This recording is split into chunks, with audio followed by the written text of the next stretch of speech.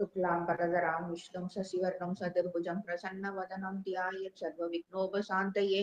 ओम नमः शिवाय परमेश्वराय शशिशेखराय नमो ओम भवाय गुणचम्भवाय शिवताण्डवाय नमो ओम। ओम सौं शरवणभव श्रीं ह्रीं क्लीं क्लौं सौं नमः। गुरु ब्रह्मा गुरु विष्णु गुरुदेवो महेश्वरा गुरु साक्षात् परब्रह्मं तस्मै श्री गुरवे நமக.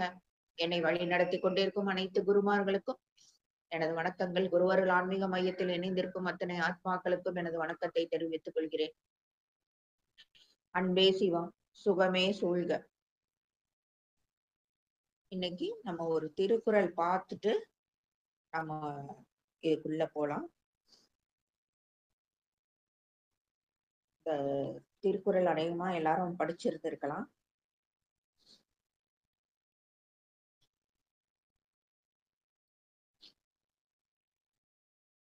பொறிவாயில் ஐந்தவித்தான் பொய்தீர் ஒழுக்க நெறி நின்றார் நீடு வாழ்வார். அதாவது இங்க பொறின்னு சொல்லப்படுறது என்ன அப்படின்னா கர்மேந்திரியங்கள். ஓகேயா? அந்த கர்மேந்திரியங்கள்லாம் என்னென்ன அப்படின்னா கண்ணு, காது, அப்புறம் மூக்கு, அப்புறம் செவி, அதுக்கப்புறம் தோல். இது எல்லாமே நம்மளுடைய உணர்ச்சி உள்ள ஊடுருவதுக்கான ஒரு வாசல்னு கூட வச்சுக்கலாம். அது எல்லாமே உணர்ச்சி வெளியே போறதுக்கும் உள்ள வர்றதுக்குமான ஒரு வாசல் இந்த கர்மேந்திரியம் அப்படின்றது. இது மூலமாகத்தான் நம்மளுடைய ஐம்புலன்கள்னு சொல்லுவாங்க இல்லையா, அதுதான் இந்த கர்மேந்திரியங்களும். இது மூலமாகத்தான் நாம உணர்ச்சிக்கு ஆட்படுறோம். நல்லது கெட்டது அத்தனை விஷயமும் இது மூலமாகத்தான் நடக்குது. அப்ப இதுக்கு நம்ம என்ன பண்றோம் அப்படின்னா அதோட வழியில நம்ம போக ஆரம்பிச்சிடுறோம். ஓகேயா? இந்த அந்த கர்மேந்திரியங்கள் மூலமாகத்தான் நமக்கு ஆசைகளும் உண்டாகுது. அந்த ஆசைகள் உண்டாகிறதுனாலதான் அது காட்டுற வழியில எதுலயாவது போய் இந்த மனிதர்கள் மாட்டிக்கிறாங்க. அப்புறம் அதுல இருந்து வெளியே வர முடியாம தவிக்கிறாங்க. சோ இந்த கர்மேந்திரியங்கள் வழியாக பிறக்கக்கூடிய அந்த ஆசைகள், அதாவது ஆசைனா நியாயமான ஆசைனா ஓகே, சிலது தீய ஆசை இருக்கு இல்லையா, அது எல்லாமே ஒழியணும் அப்படின்னா கடவுளுடைய வழியில, அந்த பொய் அற்ற ஒரு வழியில யார் நிக்கிறாங்களோ அவங்களுடைய வாழ்க்கை புகழுடனும் நிலையானதுமாக அமையும். நம்ம எவ்வளவோ பேரோட ஹிஸ்டரியை இன்னைக்கும் படிக்கிறோம் இல்லையா, அவங்க அப்படி வாழ்ந்தாங்க, இவங்க இப்படி வாழ்ந்தாங்க, அவங்க ஒரு சின்ன ஒரு அவங்களுடைய அனுபவத்தை கூட நம்ம இன்னைக்கு பாடமா எடுத்துக்கிறோம். இந்த மாதிரி எல்லாமே பண்றோம். ஏன்? அவங்களுடைய உடம்புனா இல்ல, மறைஞ்சிருச்சு. ஆனா அவங்களுடைய புகழும் அவங்க வாழ்ந்த வாழ்க்கையும் இன்னைக்கும் நம்ம படிக்கிறப்போ நம்ம கண்ணு முன்னாடி நிக்குது. அப்ப அது நிலையானதாக தானே இருக்கு. சோ இது இன்டைரக்டா தெய்வ புலவர் என்ன சொல்றாரு அப்படின்னா, இந்த புலன் வழியாக நாம வெளிய போய் எதுலயாவது மாட்டிக்காம கடவுள் உடைய காட்டுற வழியில, அவருடைய அந்த பொய்யில்லாத ஒரு வழியில நம்மளுடைய வாழ்க்கையை ஆஹ் வாழ்ந்தோம் அப்படின்னா நாமளும் இந்த மாதிரி நிலையான ஒரு வாழ்வையும் ஒரு புகழோடவும் இருக்க முடியும் அப்படின்னு சொல்றாரு. சோ இந்த திருப்பியும் சொல்றேன், இதெல்லாம் நான் திரும்பியும் கேள்வி கேட்பேன். கர்மேந்திரியங்கள்னா 5: கண்ணு, காது, மூக்கு, காது, அதுக்கப்புறம் தோல். சரி, இப்ப உணர்வு வேற. யாருக்கெல்லாம் தெரியும்?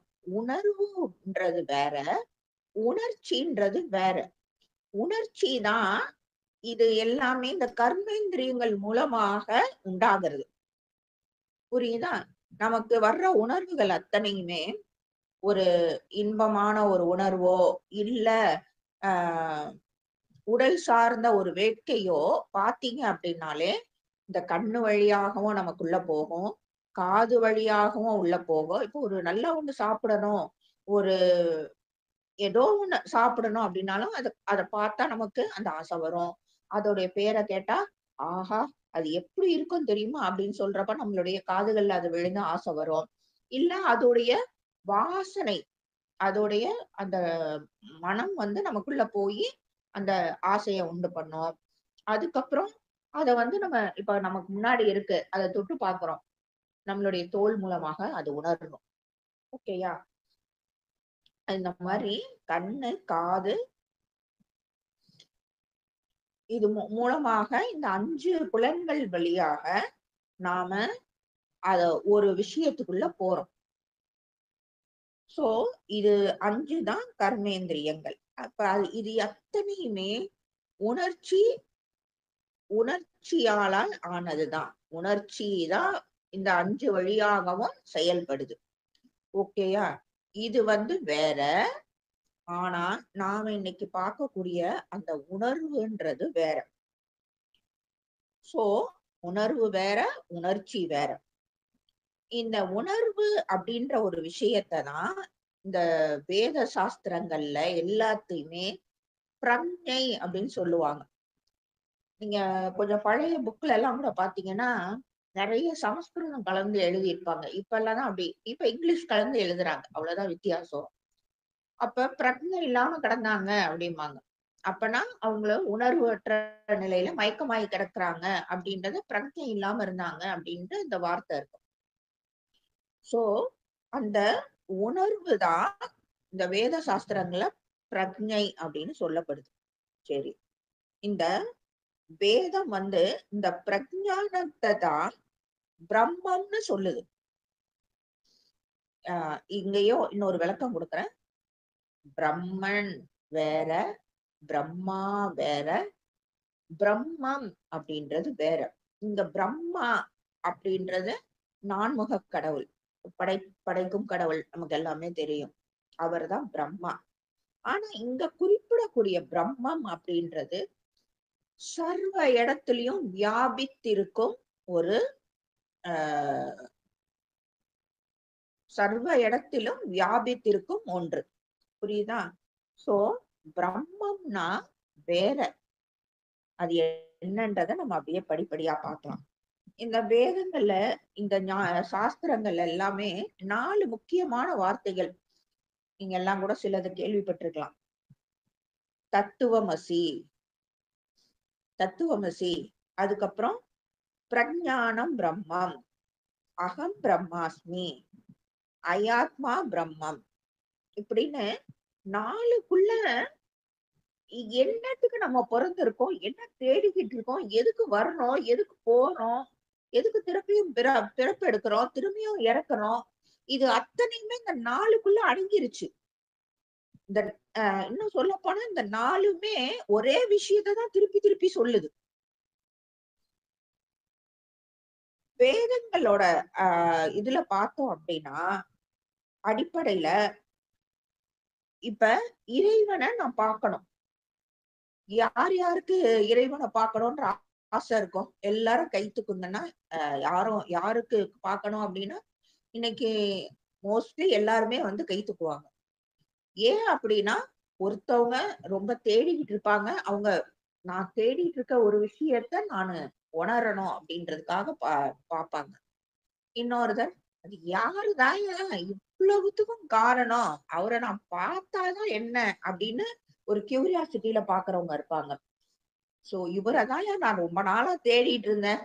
பண்ற வேலை எல்லாமே அந்த மாரி எனக்கு அப்படின்ற மாரி அவர அப்படி ஒரு கோணத்துல பார்க்கணும்ட்டு இது பண்ணுவாங்க. சோ உலகத்துல உள்ள மக்கள் அத்தனை பேருமே ஏதோ ஒரு விஷயத்துக்காக இந்த இறைவனை பார்க்கணுன்ற ஆவல் அவங்களுக்குள்ள இருக்கும். அப்ப இறைவனை பார்க்கணும் அப்படின்னு முடிவு பண்ணியாச்சு. அப்ப இறைவனை பார்க்கணும் அப்படின்னா, இறைவன் எங்க இருக்கார்? நமக்குள்ள இருக்காரா? இல்ல வெளிய இருக்காரா? அவரு எங்க கோயில்ல இருக்கார். கரெக்ட்டா எல்லாராலும் சொல்ல முடியுது. ஆனா, கோயில்ல ரொம்ப கம்மியா தான் இருக்காரு. ஓகேயா? சோ, அந்த கோயில் அப்படின்ற ஒரு அடிப்படையான ஒரு உணர்வே ஏன் இந்த மாரி ஒரு சிஸ்டம் ஃபார்ம் பண்ணி வச்சிருக்காங்க அப்படின்னா, அதுவும் ஒரு என்ட்ரன்ஸ் தான். நமக்குள்ள போயி அந்த விக்கிரகத்தின் மூலமாக இப்ப இவரு இங்க சிலையா இருக்காரு. இவருடைய உருவத்த நம்ம நேரடியா பார்க்கணும்னா, சோ அது மூலமாக நமக்குள்ள போயி இவர நேரடியா பார்க்கணும்னா நான் என்ன பண்ணணும்? அ அவரு என்னவா இருக்காரு? அவரு எங்க இருப்பாரு? அந்த தேடுதல் ஒண்ண நமக்குள்ள விதைக்கிறதுக்காக தான் இந்த கோயில்கள் எல்லாமே. அதோட நாம நின்றக்கூடாது. அந்த விக்கிரக வழிபாடு அப்படின்றது தேவையான ஒண்ணுதான். ஆனா, அதுல மட்டும் நின்னுட்டோம் அப்படின்னா, அந்த உண்மையான அது ஒரு ஆ அது ஒரு கீவேர்ட் அப்படின்ற மாரி கூட வச்சுக்கலாம். அந்த கோயில்கள். அப்ப அந்த கீவேர்ட வச்சு நம்ம இன்னும் உள்ள போறதுக்கு தான் பார்க்கணும். இன்னும் நமக்கு கண்டுபிடிக்க வேண்டியது நெறைய இருக்கு. அந்த கீவேர்ட வச்சுட்டு தான் நெறைய விஷயம் நம்ம பண்ண வேண்டியது இருக்கு. சோ, அதோட நின்றக்கூடாது. அதுக்கப்புறம் தான் வேலையே இருக்கு.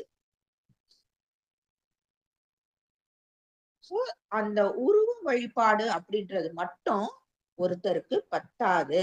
அது ஸ்டார்ட்டிங் பாயிண்ட் மட்டும் தான். அதுக்கப்புறம் தான் நெறைய உள்ள வேண்டியிருக்கு. அது எப்ப அந்த உருவ வழிபாடான அந்த புற வழிபாடானது, அது புற வழிபாடு அக வழிபாடாக உள்ள திரும்பணும். அதுதான் அந்த தேடுதல் வர்றப்ப, இவரு இப்படியே எத்தன நாளா தான் இப்படியே அவரு இப்படியே நிக்கிறாரு. நானும் வர்றேன், பார்க்கிறேன். இப்படி கைய தூக்குனவரு இப்படியே தான் இருக்காரு. இதையே இவ்வளவு நாள் தான் பார்க்கறது. அப்படின்ட்டு இவர எப்படி இன்னும் பார்க்கணும்? என்ன பண்ணணும்? அதுக்கு என்ன பண்ணணும்? அதுக்கு குருவ போய் அடையணுமா? இல்ல இவர்கிட்டயே தான் கேட்கணுமா? இல்ல யாருகிட்ட கேட்கணும்? இல்ல வேத சாஸ்திரங்கள் படிக்கணுமா? இல்ல தத்துவ நூல்கள் படிக்கணுமா? அதுக்கு ஞானம் வேணுமா? இல்ல இன்னும் கொஞ்சம் பக்தி தான் ஜாஸ்தி வேணுமா? என்னதான் வேணும்? அவர கண்டுபிடிக்கணும்னா? அப்படின்னு நமக்குள்ளேயே 1000 கேள்விகள் கேட்டு, ஏதோ ஒரு வழியில செலக்ட் பண்ணி உள்ள போயே ஆகணும். அதுதான் அக வழிபாடாக திரும்பும் அந்த ஒரு சமயம். சோ, அந்த உருவ வழிபாடு, அந்த விக்கிரக வழிபாடு அப்படின்றது, நம்ம ஒரு ஸ்கூல்ல போய் ஒரு சேர்ந்த ஒரு இது மட்டும் தான். சோ, இங்க இறைவன் யாரா இருக்காரு அப்படின்னா, தூய உணர்வாக இருக்கிறார். தூய அறிவாக இருக்கிறார். இறைவன் பொதுவாக அவர் என்னவாக இருக்கிறார்? அப்போ இங்க அந்த ஸ் சிலைக்குள்ள அவரு முழுசா இல்ல அப்படிங்கிறீங்க. அடுத்த கேள்வி வரும் இல்லையா? அப்ப அவரு எங்க இருக்காரு? என்னவா இருக்காரு? அப்படின்ட்டு. ஒண்ணு கண்டுபிடிச்சாச்சு நம்ம. என்னது? அவர் தூய உணர்வாக இருக்கிறார். அதாவது தூய அறிவாகவும் இருக்கிறார் அப்படின்ட்டு. இதத்தான் வேதங்கள் சொல்லுது. அவர் என்னவா இருக்காருன்னு நம்ம போய் தேடுறோம் இல்லையா? இப்பதான் அவர்கிட்ட பேசிட்டு வந்தோம். அப்ப நீங்க உங்கள பார்க்கணும்னா நான் என்ன பண்றது? குரு கிட்ட போறதா? இல்ல வேதத்தெல்லாம் கரைச்சு குடிக்கிறதா? இல்ல அந்த ஞான பாதைக்குள்ள போறதா? இல்ல உங்ககிட்டயே தான் இன்னும் கேட்கணுமா? அப்படின்னு கேட்கிறப்ப, அங்க வேதங்கள் நமக்கு என்ன சொல்லுது அப்படின்னா, இறைவனானவர் தூய உணர்வாக இருக்கிறார். அந்த வேதத்தின் மூலமாக நமக்கு அந்த இறைவனை எப்படி பார்க்கறதுக்கு கத்து தரணுமோ, அது மாரி வேதங்கள் நமக்கு கத்து தருது. எந்த வழியில சொன்னா மனிதர்களுக்கு புரியுமோ, அந்த வழியில இ வேதங்கள் நமக்கு கத்துக் குடுக்குது. நம்ம ஏற்கனவே பார்த்தோம். பிரக்ஞை அப்படின்னா உணர்வு, நாட் உணர்ச்சி. உணர்ச்சின்றது நம்ம வேறன்ட்டு பார்த்தாச்சு. இந்த ஐம்புலன்கள் மூலமாக வருவது உணர்ச்சி. ஆனா, இந்த பிரக்ஞை அப்படின்றது என்ன அப்படின்னா, பூரணமான அறிவு. அதுக்காக தான் அத அதெல்லாம் நமக்கு நெறைய கதைகள், நெறைய அந்த சாப்பாட்டு மூலமாக கடவுளுக்கு படைக்கும் நெறைய விஷயங்கள் மூலமாக நெறைய குடுத்துட்டு போயிருக்காங்க. அதுல ஒண்ணுதான் பூரண கொழுக்கட்டை. நேத்து எல்லாரும் செஞ்சிருப்போம் வீட்ல. செஞ்சு சாப்ட்டுருப்போம். அதுதான். கொழுக்கட்டைக்குள்ள பூரணம் வச்சு சாமி கும்பிடணும், சாப்பிடணும். அவ்வளவுதான் நமக்கு தெரிஞ்சது. சொசைட்டி நமக்கு அப்படிதான் கத்து கொடுத்தது. எதுக்கு இவருக்கு வந்து ஸ்பெஷலா அப்படி பூரண கொழுக்கட்டை வச்சிருக்காங்க? ஏன் அதோட கான்செப்ட் என்ன? எப்ப நம்ம அதுக்குள்ள போய் தேடுறோமோ அப்பதான் நம்ம வந்து அந்த பூரணத்தை நாம அடைய முடியும். அது வரைக்கும் வெளியில இந்த பூரணம் மட்டும் செஞ்சு பூரண கொழுக்கட்டையா தான் தின்னுட்டு இருக்கணும். அதுக்கு வரல. அதுவும் சாப்பிடலாம். ஆனாலும் இதெல்லாம் ஏன் உண்டு பண்ணியிருக்காங்க? அப்ப ஒரு விஷயத்துக்குள்ள நீ போறப்பதான் அந்த உள்ள இருக்கிற ஸ்டஃப், அந்த பூரணம் அப்படின்றது உனக்கு புலப்படும். அப்பதான் நீயும் ஒரு பூரணம் அப்படின்றது உனக்கு உணர முடியும் அப்படின்ற கான்செப்ட் தான் முதல்ல அத காட்டுறது யாருன்னா நமக்கு அந்த விக்ன விநாயகர் தான். அத அவர் அடுத்ததா வந்து கிளப்பி விடுறாரு. சோ அதெல்லாமே நம்ம புரிஞ்சுகிட்ட ஒவ்வொரு விஷயத்தையும் கண்மூடித்தனமாக செய்யாம ஏன் செய்யறாங்க? இதுக்கு பின்னாடி என்ன கான்செப்ட்? இதுக்கு பின்னாடி என்ன வச்சிருக்காங்க? அதுக்குள்ள போயி அலசி ஆராயணும். ஓகேயா? சோ இந்த நமக்கு புரிஞ்ச வரைக்கும் இப்ப அறிவுன்னு எடுத்துக்கோங்களேன். இப்ப எல்லார்கிட்டயும் அறிவுன்னா என்ன அப்படின்னா, அறிவுன்னா என்னது? சரி. ஒரு விஷயத்த பத்தி தெரிஞ்சுக்கிறது. ஒவ்வொருத்துக்கு ஒவ்வொருத்தருக்கு ஒரு விஷயத்த பத்தி நாலேட்ஜ் இருக்கும். இல்லையா? ஒரு அறிவு இருக்கும். ஒருத்தவங்களுக்கு வந்து காரு பிடிக்கும் அப்படின்னா, அந்த காரோட மாடலு, இந்த கார்ல வந்து இத்தன அ இது இத்தன ஸ்பீடுக்கான இன்ஜின் இருக்கும். இத்தன வெரைட்டி இருக்கு. இது வந்து இந்த பிராண்டு, இதோட ஓனர் இவரு. அந்த மாரி காருக்கான அத்தனை இதுவும் தெரிஞ்சு வச்சிருப்பாங்க. ஒவ்வொருத்தவங்க சமையல பத்தி தெரிஞ்சிருப்பாங்க. ஒவ்வொருத்தரு கண்ட்ரீஸ பத்தி தெரிஞ்சிருப்பாங்க. இது எல்லாம் தான் அறிவு. இல்ல சாமர்த்தியம். ஏதோ ஒண்ணு நமக்கு வந்து இருக்கும். சொல்லுவாங்க. அதுதான் அறிவு. ஆனா, அது அறிவு கிடையாது. இது எல்லாமே வெளியில இருந்து வாங்கக்கூடியது தான் இதெல்லாமே. ஆனா, இது அறிவு அப்படின்ற கணக்குல இது சேராது. இது புறத்துல ஏற்படக்கூடிய அத்தன விஷயங்களையும் நாம அந்த புரிஞ்சு வச்சிருக்கோம் இல்லையா? அத வச்சு நம்ம உள்ள சேர்த்து வைக்கக்கூடியத நம்ம அறிவுன்னு நினைக்கிறோம். அது அல்ல. அத அத அளவுகோலா வச்சுதான் நம்மகிட்ட இப்ப நம்மகிட்ட ஒரு கொஸ்டின் கேட்கறாங்க. அறிவுனா என்ன அப்படின்னா, நம்ம சொல்லக்கூடிய பதில் வந்து இதுவா தான் இருக்கும். வெளியில கேட்டத, வெளியில பார்த்தத, வெளியில படிச்சத நமக்குள்ள சேர்த்து வச்சிருக்கோம் இல்லையா? அத ஒரு அளவுகோலா வச்சா, நான் வந்து இல்லன்னா இவ்ளோ வரைக்கும் கலெக்டர் வரைக்கும், ஐஏஎஸ் வரைக்கும் படிச்சிருக்கேன். நான் எம்பிபிஎஸ் படிச்சிருக்கேன். நான் வந்து எம்டி படிச்சிருக்கேன். நான் வந்து டாக்டர் பட்டம் வாங்கியிருக்கேன். லிட்டரேச்சர்ல டாக்டர் பட்டம் வாங்கியிருக்கேன். என்ன வேணா இதெல்லாம் தான் இந்த வெளியில இருந்து வரக்கூடிய அந்த அறிவு அப்படின்னு அவங்க நினைக்கிற அத வச்சுதான் அவங்களுடைய அளவுகோலாக வச்சு இததான் அறிவுன்ட்டு அவங்க சொசைட்டில ரிஜிஸ்டர் ஆயிருக்கு. ஆனா அது கிடையாது. அதோட பூரண அறிவ சேர்க்க முடியாது. அது வேற, இது வேற. ஓகேயா? அப்ப இந்த பூர்ண அறிவுன்றது எங்க இருக்கும்? கண்டிப்பா நம்ம இந்த கொஸ்டின்லயே ஆன்சர் இருக்கு. இது எல்லாமே வெளியில இருந்து தேடி, வெளியில இருந்து வாங்குறோம் அப்படின்னா, இது கண்டிப்பாக இந்த பூரண அறிவுன்றது உள்ளதான் இருக்கு. ஏற்கனவே நம்ம பார்த்தாச்சு. புற வழிபாடுலயே நம்மளுடைய கவனம் இருக்கக்கூடாது. அந்த புற வழிபாடு அப்படின்ற ஒரு கான்செப்ட் அக வழிபாட்டுக்கான ஒரு ஒரு திறவுகோல் அப்படின்றது நம்ம பார்த்தாச்சு. சோ, அந்த திறவுகோல்குள்ள போனாதான் பூரண அறிவை கண்டுபிடிக்க முடியும்.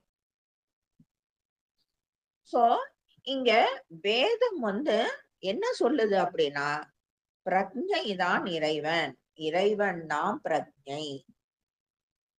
அந்த பிரக்ஞை அப்படின்னு சொல்லக்கூடிய அந்த இறைவனானவர் எதுலயும் எதுலயும் சார்றது கிடையாது.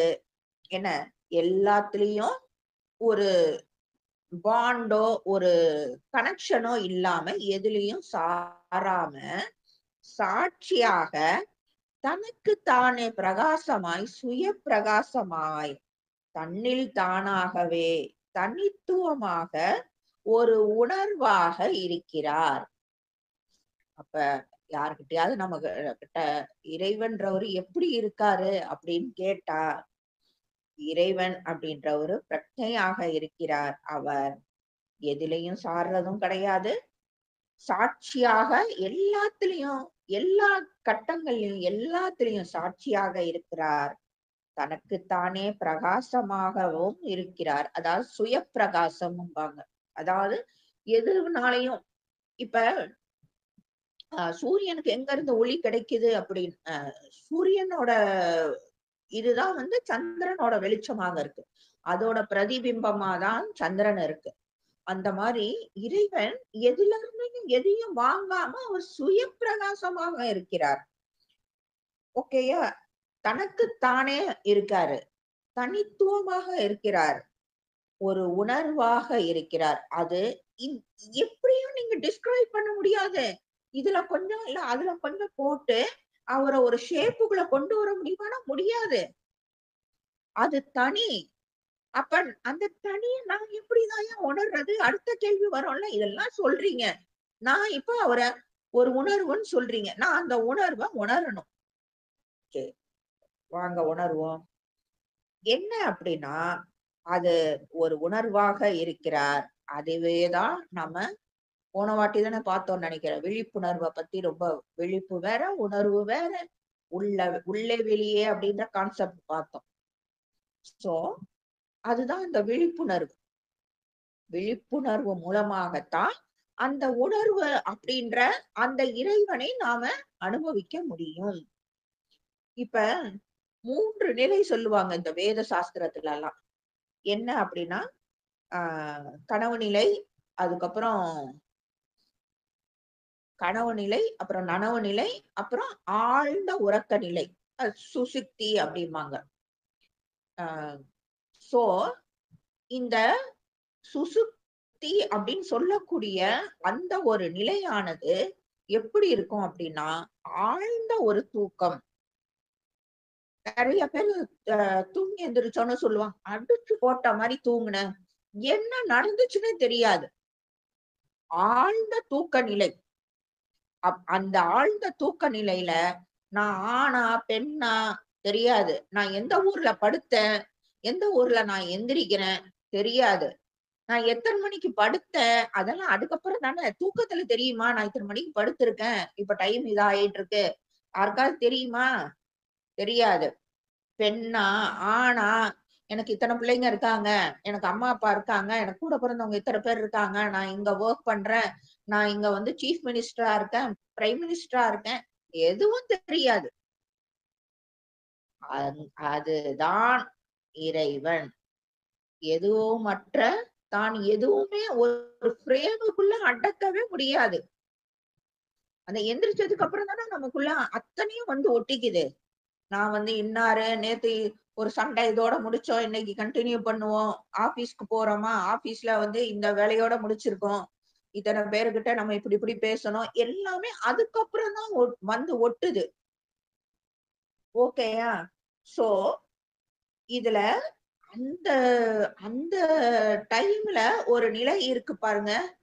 அந்த அந்த டைம்ல இருக்கக்கூடிய அந்த ஒரு உணர்வு தான் நாமக்குள்ள முழிச்சுக்கிட்டு இருக்கிறப்பையும் இருக்கணும். அப்ப இறைவனோட நாம இணைஞ்சிருக்கோம். அது எப்படியா சாத்தியம்? கரெக்ட் தானே? சோ அந்த நிலைதான். ஏன்னா உண்மையான ஆன்ம நிலை. அந்த நிலையிலதான் ஆன்மா வந்து ஆன்மால வந்து பெண் ஆன்மா, ஆண் ஆன்மா, இல்ல ஆஹ் அது என்ன சொல்லுவாங்க? சரி. இந்த அப்ப இந்த ஒரு கேள்வி வரும் இல்லையா? நாம வந்து பெண் ஆன்மா, ஆண் ஆன்மா அப்படியெல்லாம் இல்லையே. அது வெறும் ஆன்மாவா இருக்கு. அது சுய பிரகாசமாக இருக்கு. எதுலயும் சாராம இருக்கு. அதுதான். அப்ப நீங்க நல்லா இப்ப நம்ம சொன்னதெல்லாம் வச்சு அதுக்குள்ள வச்சு அப்படியே பொருத்தி பாத்தீங்கன்னா தெரியும். தனித்துவமாக இருக்கு. சாட்சியா இருக்கு. சோ அது அப்ப இது எல்லாமே கரெக்ட் அப்படின்றத கண்டிப்பா கண்டுபிடிச்சிடலாம். அப்ப அது ஒரு எக்ஸ்பீரியன்ஸ். அந்த வேற எது மூலமாக அந்த எக்ஸ்பீரியன்ஸ் கிடைக்காது. அப்ப நமக்கு ஒரு கேள்வி வருது. அப்ப இறைவனை நான் அனுபவமே பண்ண முடியாதா? நான் அவரை எக்ஸ்பீரியன்ஸா பண்ண முடியாதா? நான் இதுக்காக தானே நான் இவ்ளோ பாடுபடுறேன். அங்க போறேன், இங்க போறேன், இந்த குரு கிட்ட போறேன், அந்த குரு கிட்ட போறேன். அத படிக்கிறேன், இத படிக்கிறேன், இத கரைச்சு குடிக்கிறேன். சரி, எப்படிதான் அவர கண்டுபிடிக்கிறது? நான் என்னுடைய ஆன்மாவ நான் அனுபவம் செய்ய முடியாதா? இறைவனை நான் அனுபவம் செய்ய முடியாதா? அப்படின்ட்டு ஒரு கேள்வி எல்லாருக்குள்ளயும் எழும். அப்ப அந்த தெய்வமே நீங்க தானே அப்படின்னு ஏதோ ஒரு மூவில சொல்ற மாரி. அந்த ஆன்மாவே நீங்க தானே. நீங்க போய் நீங்க எத உணர முடியும்? அதாவது ஒரு லட்டு இருக்குன்னு வச்சுக்கோங்க. அந்த லட்டு நான் லட்ட சாப்பிட்டதே கிடையாது. ஒரு நாளாவது நான் லட்ட சாப்பிட்றணும் அப்படின்னு அந்த லட்டு நினைச்சுச்சுன்னா, அத எப்படின்னு நீங்க டிஃபைன் பண்ணுவீங்க? அதே மாரி தான் நாம இந்த ஆன்மா அப்படின்றத உங்களால அனுபவிக்க முடியாது. ஏன்னா அந்த ஆன்மா தான் நீங்க. சோ அந்த ஆன்மா தான் ஆனா எல்லாத்தையும் எக்ஸ்பீரியன்ஸ் பண்ணுது. ஓகேயா? நீங்க நீங்க நினைச்சிடலாம். நான் பூஜை பண்ணி எத்தன தரம் இறைவன தரிசனம் பண்ணியிருக்கேன் தெரியுமா? நான் கடவுளுக்கு கோயிலுக்கு போயி நான் எத்தன தரம் நான் தரிசனம் பண்ணியிருக்கேன் தெரியுமா? அப்படின்னாலாம் கண்டிப்பாக இந்த புலன்கள் வழியாக நீங்க இறைவனை பார்க்க முடியாது. சரி, அடுத்து ஒரு வழி இருக்கு. ஞான வழி. அந்த ஞானத்தின் மூலமாக இறைவனை பார்க்க முடியுமா? அப்படின்னா, ஞானத்தினாலயும் இது அடுத்த நிலை. ஓகேயா? அந்த ஞானத்தின் வழியாக நீங்க இறைவன பிரக்ஞைன்னு தெரிஞ்சுக்க முடியும்.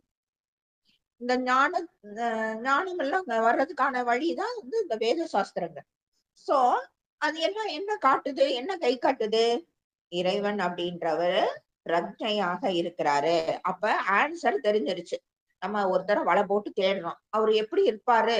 என்ன என்ன ஃபார்ம்ல இருப்பாரு? அவருக்கு எவ்வளவு பெரிய மீசை இருக்கும்? அவரு என்ன ஜடாமுடி வச்சிருப்பாரா? இல்ல மொட்டை அடிச்சிருப்பாரா? நமக்கு ஒரு போட்டோ கிடைச்சிருச்சு. ஓகேயா? இந்த இவருதான்யா அப்படின்ட்டு நமக்கு கிடைச்சிருச்சு. அப்ப அடுத்த கேள்வி வந்துருது. சரி, அவரு அப்ப எங்க இருக்காரு? இந்த மாதிரி இருக்காருன்னு தெரிஞ்சிருச்சு. பிரக்ஞையா இருக்காரு. அப்ப அவரு அந்த பிரக்ஞையாக எங்க இருக்காரு? அதேதான் நம்ம முதல்ல பார்த்த மாதிரிதான். தன்னில் தானாக தனித்துவமாக இருக்கிறது தான் பரம்பொருள். அதுக்கு அத டிஃபைன் பண்ண முடியாது. சோ அத நம்ம இப்ப வேத சாஸ்திரத்துல அவங்க காமிச்சு கொடுத்துட்டாங்க. பிரக்ஞை தான் இறைவன் அப்படின்ட்டு. அந்த சிவம், சிவன் வேற, சிவம் வேற. அந்த சிவம் அப்படின்ற ஒரு பரம்பொருள் ஏகாந்தமாக இருக்கிறாரு, பரிபூர்ணமாக இருக்கிறாரு, பிரம்மானந்தமாக இருக்கிறார். ஆனந்தமாக கூட இல்ல, பிரம்மானந்தமாக இருக்கிறார். சரி, அததானே அத எல்லாம் இந்த கதெல்லாம் ஓகே. அவரு எப்படி உணர்றது அத சொல்லுங்க அப்படின்றப்ப அதுவும் நீங்க தான். அந்த லட்டு அது ஏன் நான் சாப்பிடணும்னு நினைச்சா எப்படி பாசிபிள் ஆகும்? முடியாது தானே. சரி, இப்ப இந்த ஃபர்ஸ்ட் நம்ம 4 இது பார்த்தோம் இல்லையா? தத்துவமசி. தத்துவமசி அப்படின்னா நீ தான் அது, அதுவே நீ. அவ்வளவுதான், முடிஞ்சிருச்சு. அதுக்கு மேல வேற வார்த்தையே கிடையாது. என்னால எக்ஸ்பீரியன்ஸ் பண்ண முடியல, அவர் எக்ஸ்பீரியன்ஸ் பண்ண முடியல, நான் இறைய எக்ஸ்பீரியன்ஸ் பண்ணணும் அப்படின்ட்டு இங்க எது ஆசைப்படுதுன்னா மனசுதான் ஆசைப்படுது. ஓகேயா? அப்ப இது நான் தான் அப்படின்னு சொல்றீங்க. அடுத்த கேள்வி வரும். அந்த தத்துவமசி அப்படின்னா அதை நம்ம தேடி கண்டுபிடிக்கிறோம், கண்டுபிடிக்க போறோம் இல்லையா? அந்த ஒருத்தர் யாருன்னா அது நீதான் அப்படின்னு சொல்றீங்க. இறைவனோட இயல்பு வேற, என்னோட இயல்பு வேற. அவரு அவருடைய பிரம்மாண்டம் வேற. நான் இங்க ரூ. 10க்கும் ரூ. 100க்கும் கஷ்டப்பட்டுக்கிட்டு இருக்கேன். தினம் கவலையில உழல்றேன். தினம் பிரச்சனைகள்ல அடிச்சு என்ன தூக்கிட்டு போகுது. அவர் எங்க? நான் எங்க? என்ன கதை இது? வருமா வராதா நமக்கு? வரணும். ஆனா ஏன் அப்படி அப்படின்னா, எப்படி நீங்க சொல்றத எப்படி நான் நம்புறது? சரின்ட்டு தான் அப்பதான் நமக்கு சரி ஏதாவது ஒரு குரு கிட்ட கேட்போம். ஏன்னா இப்ப வேத சாஸ்திரத்து மூலமாக நம்ம இத கண்டுபிடிச்சாச்சு. அவர் பிரக்ஞை தான் அப்படின்னு என்ன சொல்றாருன்னு பார்ப்போம் அப்படின்ட்டு ஒரு குரு கிட்ட கேட்டா, அவரும் என்ன சொல்றாரு? பிரக்ஞை தான் இறைவன். அத எக்ஸ்பீரியன்ஸ் பண்ண முடியுமா அப்படின்னா, முடியும். இங்க பராபரம் அப்படின்ற வார்த்தை எல்லாரும் கேள்விப்பட்டிருக்கலாம். இது சுத்த தமிழ் வார்த்தை. இங்க அந்த பரம் என்னவா இருக்கு அப்படின்னா, அனுபவம் அனுபவத்திற்காக பராவா ஆகியிருக்கு. ஓகேயா? இப்ப பரம்னா என்ன? சிவம். பரானா என்ன? சக்தி. பராசக்தி. அதனாலதான் பராசக்தின்றத நீங்க எல்லாருக்கும் தெரியும். இங்க பரம் அப்படின்றது இங்க அனுபவத்திற்காக பராவாக உருவெடுக்கிறது. சோ அவர் அந்த அனுபவத்துக்காக அவருடைய இதுல இருந்து பராவாக வருகிறார். ஆத்மாவாக மட்டும் அதுதான் அனுபவம் அப்படின்றது கிடைக்காது. ஏன்னா அதுதான் நம்ம முன்னாடியே பார்த்தோம். ஆழ்ந்த அனுபவத்துல எந்த அனுபவமுமே கிடையாது. எதுவுமே இல்ல. ஒண்ணுமே இல்ல. கனவு கிடையாது, நனவு கிடையாது. எதுவுமே கிடையாது. ஆனா எல்லாருமே, எல்லா மனிதர்களுமே 3 டைப் ஆஃப் வாழ்க்கை வாழ்றோம். என்னென்ன அப்படின்னா, நம்ம இப்ப இப்ப பேசிட்டு இருக்கோம். நான் பேசிட்டு இருக்கேன். நீங்க கேட்டுட்டு இருக்கீங்க. சோ இது நனவுல, விழிப்புல இருக்கோம். சோ இது ஒரு வாழ்க்கை வாழ்றோம். ஓகேயா? இன்னொன்னு தூங்குறோம். தூங்குறப்ப கனவுகள் வருது. கனவுல ஒண்ணு நம்ம மேல அப்படியே தங்க நகையா கூட கொட்டலாம். இல்ல ஒரு தேள் நம்ம கடிக்கிறதுக்கு வரலாம். இல்ல ஒரு சிங்கம் தொரத்தலாம். அதுவும் அங்கேயும் அந்த சிங்கம் தொரத்துறது யார அப்படின்னா, உங்கள தான். அந்த காசா கொட்டுறது யார் மேலன்னா உங்களதான். அப்ப அந்த அனுபவத்தையும் நீங்க அனுபவிக்க தானே செய்யறீங்க. அந்த காசா கொட்டுறப்ப உங்களுக்குள்ள ஒரு சந்தோஷம் வருது. அந்த சிங்கமோ இல்ல பாம்போ தொறங்குறப்ப உங்களுக்குள்ள பயம் வருது. மரண பயம் வருது. அப்ப அங்கேயும் ஒரு உணர்வு இருக்கு. அந்த உணர்வ நீங்க உணர்றீங்க. அப்ப அதுவும் தானே ஒரு வாழ்க்கை. அந்த கனவுல ஒரு வாழ்க்கை வாழ்ந்துட்டு இருக்கீங்க. அதுக்கப்புறம் முழிச்சோன வேற வாழ்க்கைக்கு வர்றீங்க. அதே மாரி அந்த சுஷுப்தி அப்படின்ற அந்த ஆழ்ந்த உறக்கத்துல எதுவுமே கிடையாது. சுத்தம்.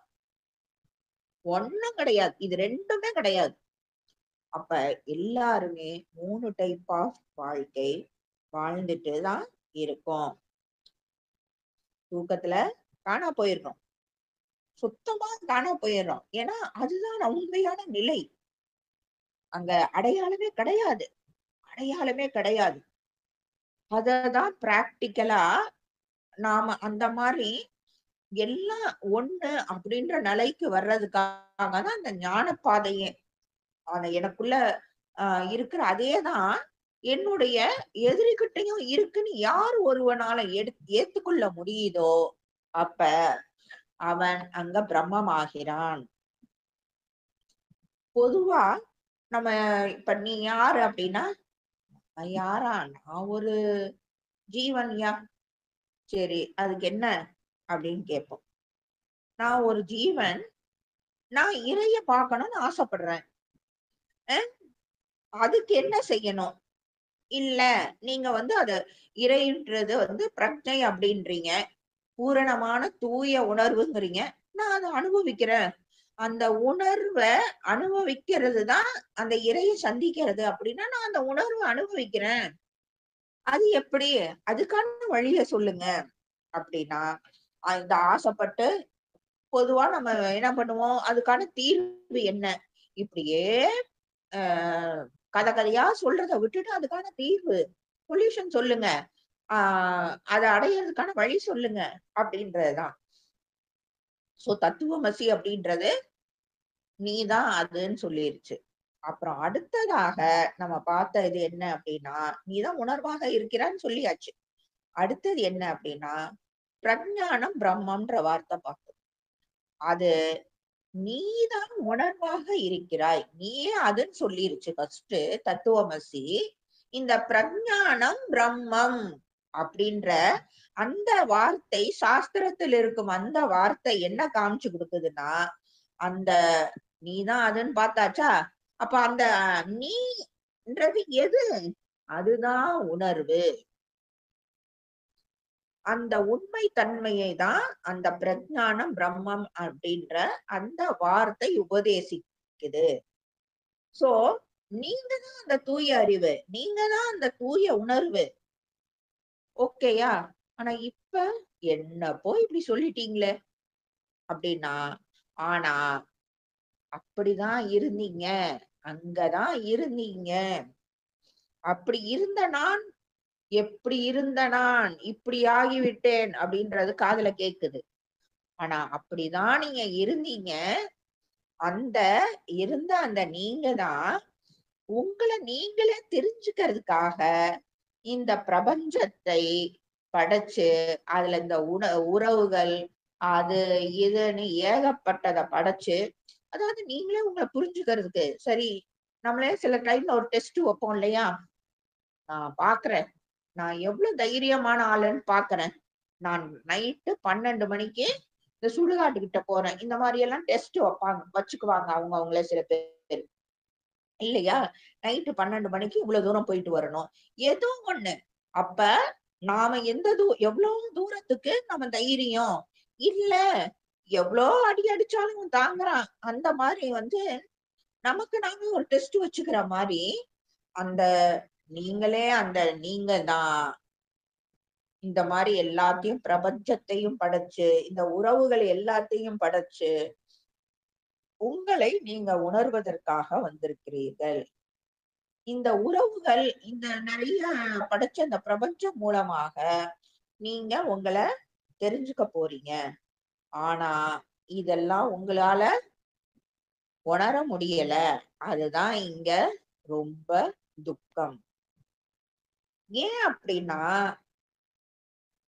இதை படைச்சது அத்தனையும் உங்கள உணர்றதுக்காக படைச்சது அத்தனையையும் நீங்க அத உண்மையா பார்க்க ஆரம்பிச்சாச்சு. அந்த மனசு இந்த உடல் தான் நீ, இந்த உடம்பு தான் நீ. யாராவது ஏதாவது கேட்டா இதுதான் நானு. யாராவது உங்கள பேர் சொல்லி கூப்பிட்டா இதான் நான் இங்க இருக்கேன் அப்படின்னு நம்ம கை தூக்குறோம் இல்லையா? ஆனா அதையே நம்ம உண்மையாக உள்ளேயே திணிச்சாச்சு. இந்த உடம்பு எடுத்துதான் வந்திருக்கோம். இந்த உடம்ப எடுத்து வந்திருக்கோமே ஒழியானா அது நான் கிடையாது. அது நீங்க யாருன்னு கேட்டா எல்லாருமே ரொம்ப பக்லாவரா நிறைய பேர் என்ன பண்றாங்க, நான் ஆத்மா. ஆனா நீ ஆத்மான்றத உணர்ந்து சொல்லணும். அதுக்காகத்தான் இன்னைக்கு நமக்கு இந்த ஒரு அறிவை இன்னைக்கு உண்மையிலேயே பேசுனது ஒரு பெரிய விஷயம். அந்த பக்குவத்துக்கு நாம வரணும். சோ ஏன் நமக்கு தெரியல அப்படின்னா, இந்த உடம்புதான் நானு நினைச்சுக்கிறோம். இந்த நாம படைச்ச இந்த பிரபஞ்சத்தை நமக்கு வச்ச டெஸ்டுக்காக படைச்ச இந்த பிரபஞ்சத்தை இது உண்மை, இந்த உடம்பு உண்மை அப்படின்னு நினைச்சுக்கிட்டதுக்கு அத்தனைக்கும் அதுலயே சிக்கியாச்சு.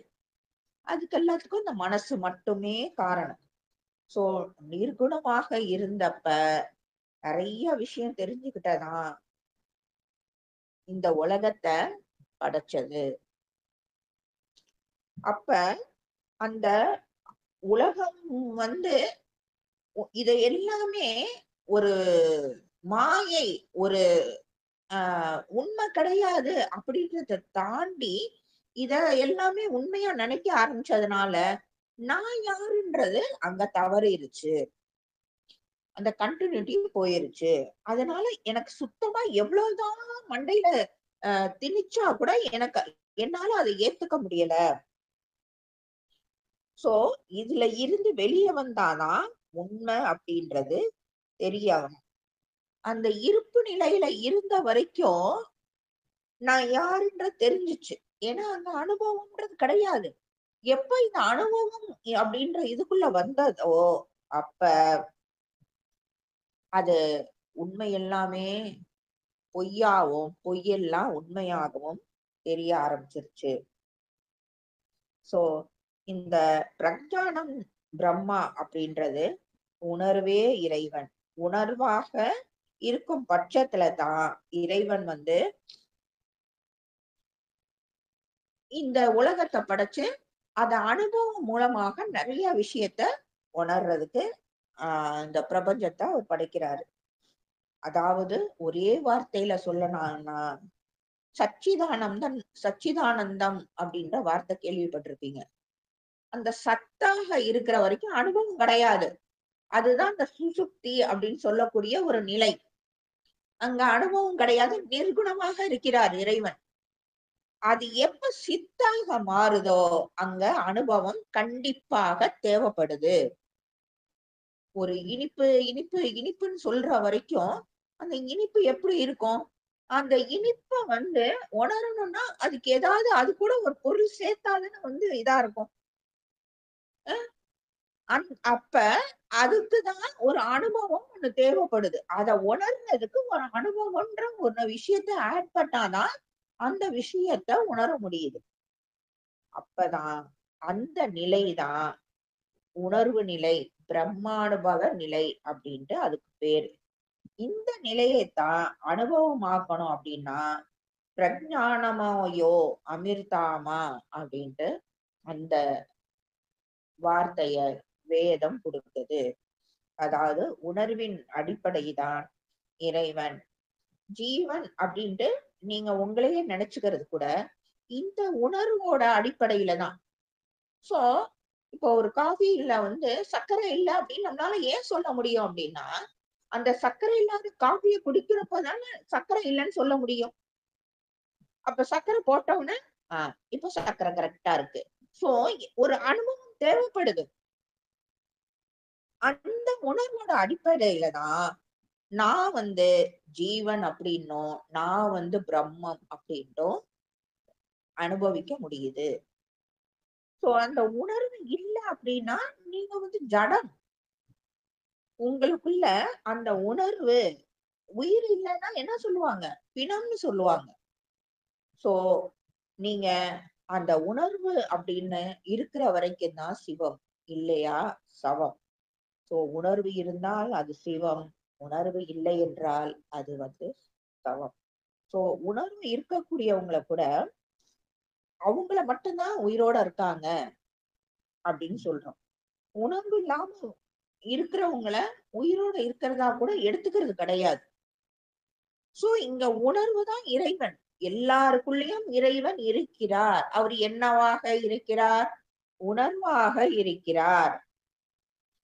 அந்த உணர்வான இறைவன் அவரு நிறைய எக்ஸ்பீரியன்ஸ் பண்றதுக்காக அவரேதான் இந்த ஓரறிவு உயிரினத்துல இருந்து இந்த ஆறறிவு மனுஷன் வரைக்கும் அவர் தான் எக்ஸ்பீரியன்ஸ் பண்றாரு. புரியுதா? நல்லா புரிஞ்சுக்கணும்.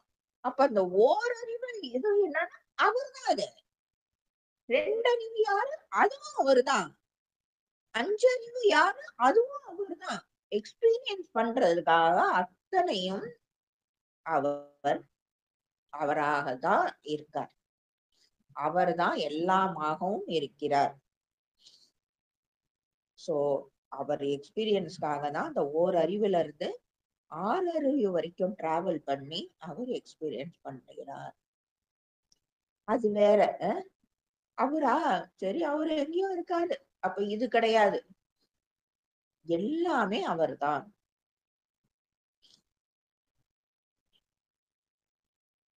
நம்ம இன்னைக்கு இது வரைக்கும் பார்த்திருக்கோம். இத நல்லா நிறைய தரம் கேளுங்க எல்லாரும் ப்ளீஸ். நிறைய இத புரிஞ்சுக்கிட்டோம் அப்படின்னா நாம வேற நிலை. நிறைய தேட வேண்டியதில்ல. நமக்குள்ளதான் அத்தனையும் இருக்கு. ஸோ இதோட அடுத்த பாதிய நேரம் கருதி அடுத்த இதுல நம்ம பார்க்கலாம். அடுத்த வாரம். வாழ்க வளத்துடன்.